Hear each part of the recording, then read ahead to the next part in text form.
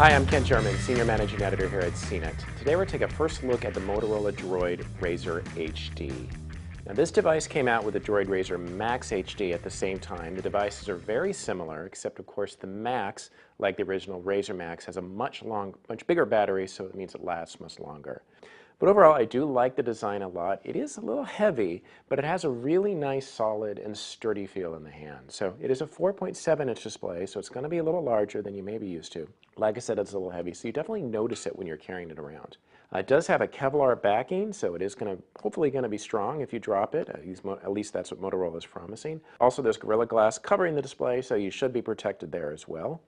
Now, I asked Motorola, okay, this is a Razr. What makes it a Razr? What makes a phone a Razr that goes back to the original Razr V3, of course, which is the original thin phone? They said a couple of things. They said thin design. Well, it certainly has that.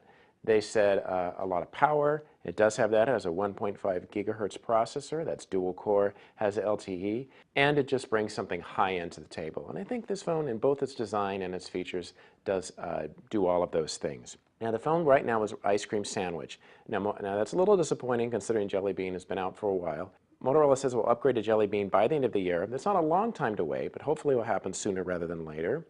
Like a lot of Android phones, you can personalize the display with all the icons you want, with folders, with widgets.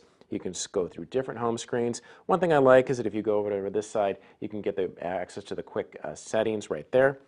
One thing that Motorola added, now this isn't really an Android skin, so you're not going to have to sift through a lot of things, is these circles right up here in the front. So it's nice, you can see the time, you can see the weather, you can see the battery life. If you flip on them, it will go between different clock styles. Right here I have weather for San Francisco, but if I flip it, I can get Washington, D.C. Of course, I program those things. If you want, you can flip it again, you can add more cities. You can flip the battery as well to go directly to settings or to see the battery life. So I like that it shows the percentage, and I like that icon of the circle, as it gets smaller. So it just gives you an idea. Motorola says it will be up to 16 hours talk time and up to maybe over 20 hours of multi-use time. So that means you're going to maybe watching a short video, you're going through apps, you're typing, you're looking at the browser. Of course, you have the big display on. If it's up to a brighter setting, if you're using a lot of GPS, if you keep using that dual-core processor, it will run down. But it's a very promising battery life. Certainly not as long as the Razr Max, but certainly more than a lot of phones we've seen. It does have an 8-megapixel camera. Of course, like I said, it has LTE. It has all the things you might expect from an Android phone and a smartphone, with Wi-Fi, with Bluetooth, with organizer features. One thing that's interesting is the phone, of course, has a browser, but you'll see that it's labeled directly as Chrome. So it's not that it's something other kind of browser, just has some Chrome touches.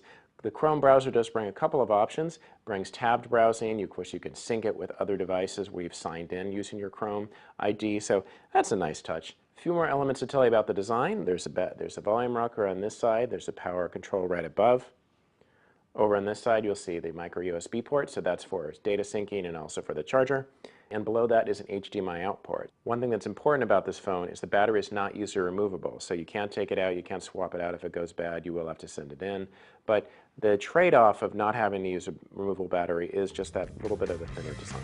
The Droid Razr HD is $199 with a contract, and the Droid Razr Max is going to be $299, so if you're interested in a little bit of a more budget device, probably the one for you.